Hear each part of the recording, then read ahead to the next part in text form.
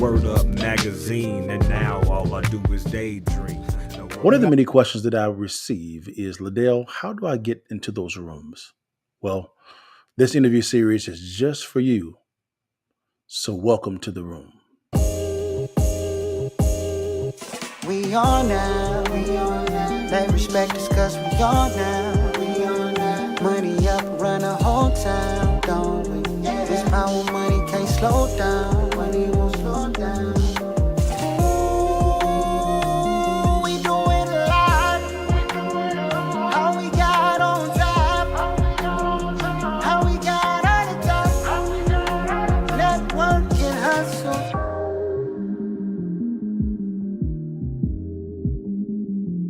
What's good, guys? It's your partner, Dale, back in the saddle again for another edition of the Countermove podcast, the interview series, guys. And I got a really good special guest. You kind of see me dressed down a little bit, man. I did that for a reason because I got one of my good friends, almost really one of my best friends here, James Case here. Man, let me introduce him and give him the proper introduction. This is a GC, a general contractor on steroids. He knows what he's doing when it comes to GCing. Number two, also, he's also a real estate investor and also a private equity investor. So, man, introduce yourself. James, how you doing, man? Good to see you, brother. I'm well, LaDale. How are you? Good, man. Good to see you, man. Man, this is going to be a good conversation, man. Hey, man, let's jump right into it. Man, tell everybody, who is James Case? Well, I'm a father. I'm a husband. I'm a hunter. I'm a shooter. And I'm a kind individual. Yo, he's a great shooter as well, man. Tell everybody a little bit, man, how did you get into construction? Well, getting into construction was really interesting for me. Okay. When I came out of college, I didn't really know what I wanted to do. Okay. You know, I had a chip on my shoulder, thought I was owed all this stuff, but the world has a tendency to humble you, you know. Yes. And so I found myself on a series of jobs and then ran into the oil field. Yeah. Worked in the oil field for 6 years. Yeah. In that time, wife, kids, and decided I wanted to get back to Dallas. Okay. Oil field skills really don't transfer to the corporate world very well. No, they don't. But they do into construction. Okay. Meeting out in the heat, go get into kind of attitude, you know, that sort of thing. So Sure. I was able to get involved with a GC called Medco Construction at the time. Okay. They've sold to Cressman Construction. But that's how I got into it. Just wanted to be back into Dallas, be around the family a little bit more. Good stuff. And you deal more with the commercial side. Like, tell people what type of buildings that you actually work on. I'm on the healthcare side. Okay. So I deal with hospitals. So healthcare construction. I was involved with Baylor Scott and White. Okay. They're building their ORs, building their transplant ICU suites, things of that nature. Good stuff, man. Now, how have you enjoyed being in that space? I tell you what, there's something new every day. Really? It's nothing the same. Every day is different except for dealing with people and their problems that they bring to the job. But it's always different. There's always a problem that pops up, a solution that you have to come up with. Sure. So when it comes to that, it's fun because not every day is the same. Good stuff. Now, how do you manage those difficult times with people bringing problems to the workplace? You just have to understand why. You have to understand the people. So it's more of a leadership role in leading people so you can get the most out of them. Sure. And if you show you care about somebody, then you can get a lot more out of them than if you're really yelling at them. And so it's more about caring and really investing in an individual, whether they are a rough, hard iron worker or they are a tile setter. Makes sense, man. That makes sense. Now, let's graduate over to another area. Guys, this guy can shoot. He can shoot. We're doing a development in Starkville, and one of our property managers actually has a place we can go shoot. And Skeet shooting. Skeet shoot. See, I don't know the type of stuff. But we got there, man, and when I tell you James can shoot, man, it's sniper-like. It's sniper-like how good he is, man. How did you get into hunting and shooting? Tell us about that. Oh, hunting, I've been hunting and shooting since I was a kid. 6 years old. Wow. You know, with the Red Ryder BB gun that you see in all the Christmas story, if you will. Yeah. Started with the BB gun, the pellet gun, and then my dad had me with a .410 shotgun, single shot. So I only had one shot. And you get good at shooting birds when you only have one shot. And so that's how I started shooting, was with a 410 single shot shotgun. So, you guys, you hear the terminology when it comes to shotguns, things of that nature. So he knows his guns. So let me ask you this question: Is how did you begin to grow in knowledge concerning ammo and also firearms? It just evolved. It evolved from, being 10 years old and shooting my first duck to dove, and then getting into your 20 gauge and then to your 12 gauge. And then, I want to go shoot some deer. So what do you have to do, for a deer? Well, you can use a double-aught buck, or you can use slug for a shotgun, or you can go with your rifle. So you've got to, as you progress into different game, it's going to require a different firearm, it's going to require a different round. Sure. So with that, it's also asking questions. There's a lot of the military personnel, the veterans that are out there. They're great resources because they really know their rounds. They really know what weapons to use on another level, but you can gain the same knowledge. Gotcha. Now, I also mentioned, guys, that he is also a real estate investor, but a private equity investor. As to full disclosure, granted, James and I actually invested in American Rounds. And I remember when I first got the idea from Grant Majors, the CEO. And I'm sitting there talking to James. James is one of the guys I actually called to say, hey, is this a good idea? Because I'm a business guy. I'm not an ammo guy.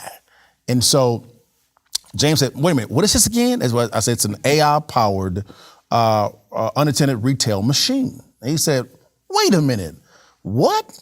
And so he got in his car, guys, and drove right over to my house. He said, I got to see this. So he came into my house. I ran it by him. He said, that is home run. It's home run. I said, why? Tell everybody, man, from American Rounds, man, why American Rounds, and what made it a good thing for you to invest in? Well, it's a different way to get your ammunition. Okay. So even here in Dallas, from my house to Academy or my house to Cabela's, it's a good 30 minutes. And to be able to get it out of a machine that is local. So if it was right across the street at my grocery store, which is where we're putting these, that's a 5-minute trip. Sure. And it's a simple transaction. I don't have to go through, I've been in enough stores where I can look and know exactly where the round I want is, but it's still a process when you have to go up and down the aisles, especially for somebody who's a novice and is just getting into it, and they're trying to find their rounds. But this is very easy because it's in the machine, it's an LCD screen, you're able to put it in, you can find it really quickly on the menu, and then it's right there in front of you. So it's an ease and a convenience that really made it attractive.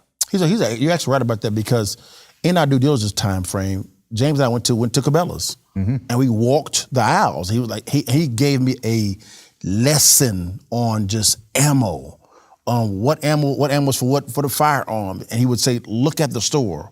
Where is most of the action at? It was behind the counter with the firearms. He said, but we're in the ammo business. But what's stopping this from ammo from being stolen?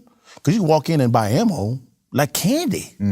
And so what I'm hearing you saying is what makes the American Rounds vending machine, the AI powered vending machine, safe, also more safer than buying it off the counter? It's the fact that you have to put in your ID and then it scans your face. It uses the same software that the TSA uses. And so you go into, so we go to Jackson, Mississippi. Sure. Jackson, Mississippi, in a large airport. You go in there, and I shot you a picture of this too. You did. Where they actually have a screen where you give them the ID, and then you have your face, and they take a picture of your face to make sure you are who you say you are. Yeah. So that way, it is more secure than Academy because it's right there behind a bulletproof case. You can't get it unless you put in your ID and it scans you and it verifies who you are. Yeah, that's something. Now, when people hear scanning of faces and putting in driver's license, that's not really something that's favorable to a lot of the masses. Why is that essential and a good move when it comes to buying ammo? Well, it's funny that you say that because that was one of the questions that I asked. Yes, you did. With this whole thing, because the people that we are marketing to and that we're hoping to gain their business, Sure. they're guys like me. Yeah. They're rural. They're people who are being born in Arkansas. It's a very rural setting. We don't like to give our personal information out. Yeah. These are the people who they don't like to be known because they just want to have their ammo. Right. They want to buy their ammo. They want to go out into the field. They want to shoot their game, go home, eat. So that my whole point is that was a question that I asked. And it's not being stored, so it makes it easy. But at the same time, you still have to give your ID over to buy beer. You have to give your ID even if you get checked at the checkout. You do. At Academy. You do. You have to give your ID. No matter where you're going or what you're buying, you have to check it. But the fact that we don't store the material, store their information was a big sell for me. It is, and the thing about it is just to let everybody know in the audience is that's one of the requirements to be able to sell ammo in this type of fashion is to actually have a way for you to actually have some information to say, okay, we don't want a kid going up there and saying, hey, I want to buy some ammo. We want to make sure that the person that is smiling at the camera, because you have to move, facial recognition. That's right. And also the person that's on the driver's license is the exact same person. So we make the buying of ammo 21 years old. Now, each and every state is different. Right. But we said 21 years old, which is pretty good. Now, take me into the mind of a avid hunter. Okay, you're getting ready to go and hunt, right? And typically, you take a lot of ammo with you, am I right? That's right. Has there been any times where you actually forgot ammo and I didn't bring enough? I haven't brought enough. I have never forgot my ammunition because you have to have it to be able to go. You know, my process is I get ready the night before. I set out my gun, I set out my ammo, my range bag, if you will, that I'm going to take. Everything's set out, so I'm organized. And most hunters are. There are probably very few hunters that aren't organized when it comes to when they're setting up, getting ready to go. Sure. But I have run out of ammo. And that was probably a bad day when I wasn't shooting very well, or we'll just say there were a lot of dove and I shot a lot. So Yeah, that's what we'll go with. I got you. I never have a bad shot. Yes. Never a bad day shooting. Yes. So it would have been really convenient if there would have been a machine or there would have been an academy, let's say, if there would have been an academy 15 minutes from the dove field or from my duck blind. Okay. But that's not how it goes. So you actually went hunting I think last month, I believe. When it comes to getting ammo, let's say, for instance, you actually ran out of ammo, right? Because you're a great shooter. How close was the nearest place for you to buy new ammo? Let's see, me and my father were down on the coast. Okay. We were hunting ducks down at Corpus Christi. That would have been probably a 30, 45 minute drive. Wow. Versus if you had it at let's say a local grocery store, you can go in and buy ammo. You can get there in 10 minutes. That's more convenient for you as a hunter, right? Yeah, that would have been great. That would have been great because I could have gone, I could have come back. I mean, for ducks, that probably wouldn't have been ideal because they see you, they take off. They've got good eyesight, and they would have taken off. Yeah. But dove, that would have been great. Gotcha. Now, let's go to the safety component of this thing because, again, you're an avid shooter and you actually buy ammo, as I do as well also. Now, one of the things that people tell me is it safe to have this type of machine in a grocery store, right? Because people go there to buy the food, the juices, stuff for the house as well. Why do you think it's a good move to actually have that type of machine in a grocery store? Well, in these rural areas, some grocery stores may already be selling ammunition. Interesting. But the way they're going to do it is they're going to lock it up behind a cage. Ours is even more secure than that because, like I mentioned before, it's bulletproof. It can actually be secured to the concrete. And you're not going to break into it. It's in a grocery store. So even if the grocery store's closed, somebody tries to break in, the alarm's going to go off, the police are going to come. So it's a secure area for ammunition. Gotcha. Now, speaking to the safety component with kids around, kids can't buy because they're not 21. Their parents are going to be the one to buy. So then you go into, okay, well, is it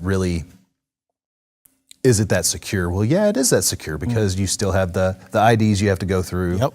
And then the parents in rural areas and in small towns, they're your safe gun owners that know what they're doing. They know where safety is. They use their safety. They don't have it out in the open. It's probably secure at the house. So it's a lot more secure and safe that way. And that actually makes a lot of sense. You said that's something that was very key. You're saying that some of these stores are already selling ammo already. Yeah, you in some of the rural areas, like in West Texas, Sure. there's some stores out there that have already got it, and they're selling behind a cage, which takes away from the personnel helping out the customers. They have to leave. They have to leave customers they're helping. They have to open up the cage to be able to service somebody else. Well, our machine takes that component away. How, from a consumer standpoint, you not having to go to a clerk to go and get the stuff behind the cage. That's right. How more efficiently, from a time standpoint and convenience standpoint, if you can just walk in, go to our vending machine there and get it on the go in 30 seconds. Well, let's compare and contrast. If you wanted a bag of chips, Okay. so you want a bag of chips, you go into a convenience store. Yeah. You walk inside, you find the chip that you want, then you have to wait in line to go up to the clerk to ring you out, and then you leave.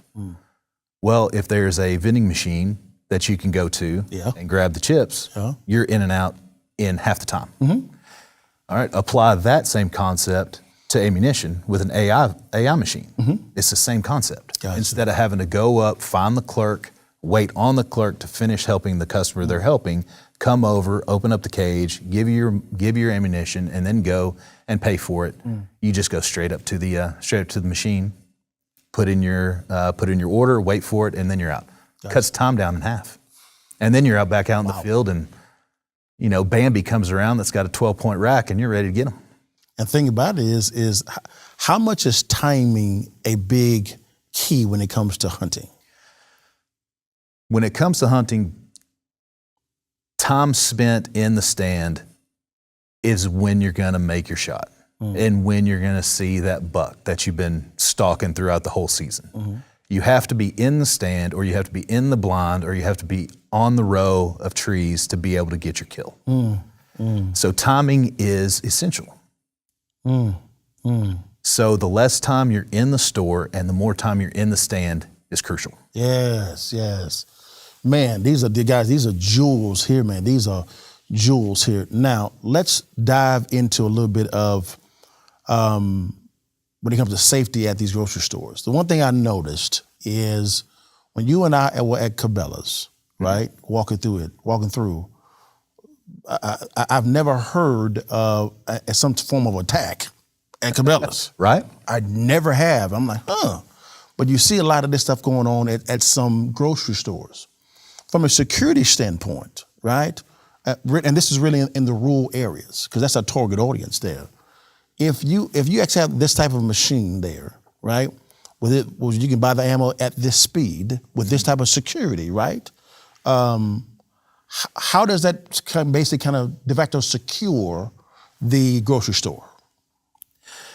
Well, the reason why you don't hear about attacks in a Cabela's or a gun range or somewhere that sells a lot of ammunition or firearms is because the staff is armed. Walk into a gun range and try to stick up a gun range, you're not going to get very far because every single person in there has got a gun on their hip. And the people who are shooting, they're shooting. So you're not going to get very far. Now, speaking to the security in your question in the grocery stores and in these rural areas, the majority of people that are in the rural areas are really 2A friendly. So more than likely, everybody in that place has a gun somewhere. They may have it on them and you just can't see it. So you have full-size handguns and you have compact handguns. And the compact handguns are your concealed carry guns. So some of these folks that are buying the ammunition, they may have a gun on them already. Wow. So that gives an added level of security. It does. Because these are also the folks that are really safe with them. That's excellent, Juice. Mate, James, you're giving a lot of good ammo information as well as good firearm information as well also, good consumer benefits as well also. If you could, man, as we end our discussion, look into that camera over there and tell everyone, number one, why you think American Rounds is a good place for you to buy your ammo in a good, secure way, and why it'd be beneficial for not only consumers but also hunters to do that. Well, American Rounds is very convenient. It's very secure. It's secure because it's behind a bulletproof case. You have to use your ID. It will scan your face. Nobody under 21 can buy. You can gain all of your common rounds. And it's really, really convenient for the hunters that may have run out of ammo and need to get back into the field.